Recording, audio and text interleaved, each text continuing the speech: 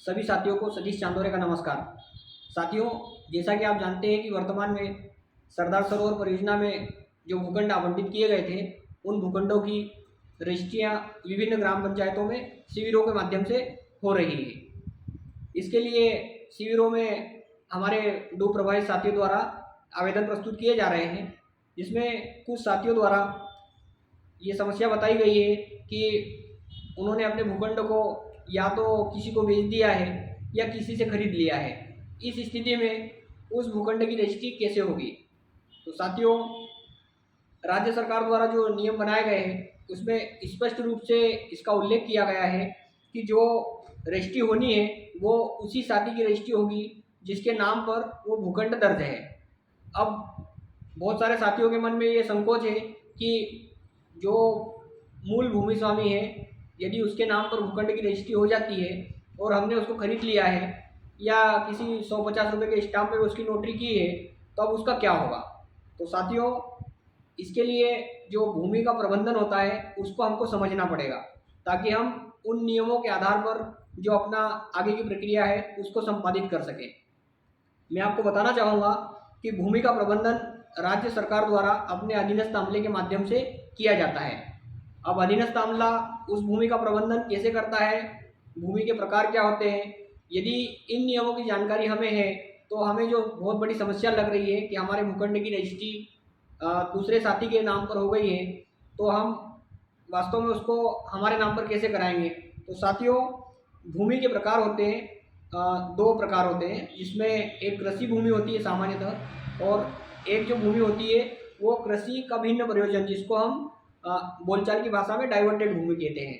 तो जो डाइवर्टेड भूमि है उसका प्रबंधन जो होता है वो अलग अलग लेवल पर बड़े शहरों में नगर निगम है, नगर पालिका है, नगर परिषद है और ग्राम पंचायत के माध्यम से होता है।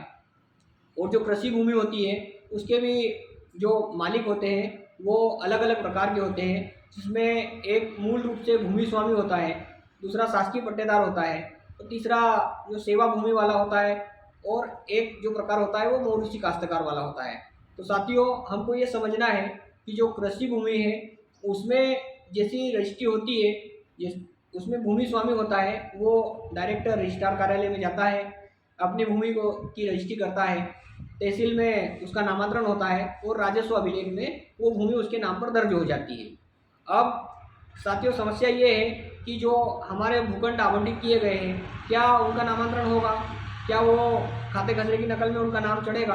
तो यदि ऐसा होता है तो रजिस्ट्री यदि होती है तो उसका नामांतरण निश्चित रूप से संपन्न होगा। यदि वो राजस्व विभाग में आती है तो जो व्यक्ति है वो भूमि स्वामी के हकदार होंगे और भूमि स्वामी के नाम से वो भूमि उसके नाम से दर्ज होगी। यदि भूमि स्वामी के नाम से दर्ज होती है तो राजस्व अभिलेख में वो खाते खसरे की नकल में उसका नाम आ जाएगा और वो अपनी भूमि को किसी भी व्यक्ति को बेचने के लिए स्वतंत्र रहता है। यदि ये भूमि ग्राम पंचायत या नगर पालिका नगर परिषद को हस्तांतरित की जाती है तो उसका प्रबंधन या तो ग्राम पंचायत करेगी या नगर परिषद, या जहाँ भी जैसा आबादी के हिसाब से नगर पालिका है उसका प्रबंधन वो संस्थान करेगी। तो इसलिए जो नियम बने हैं उन नियमों के आधार पर हम आसानी से हमारे जो खरीदे गए या बेचे गए भूखंडों का ट्रांसफ़र कर सकते हैं। तो नियमों की जानकारी के अभाव में जो चिंता हो रही है उसको चिंता ना करें और नियम के आधार पर अपना नामांतरण, अपनी रजिस्ट्री करा के, नामांतरण करा के अपने जो वास्तव में भूखंड पर जिसने खरीदा है वो काबिज हो सकता है। साथियों, ये छोटी सी समस्या है, नियमों की जानकारी के अभाव में हम इसको बहुत गंभीर मान लेते हैं।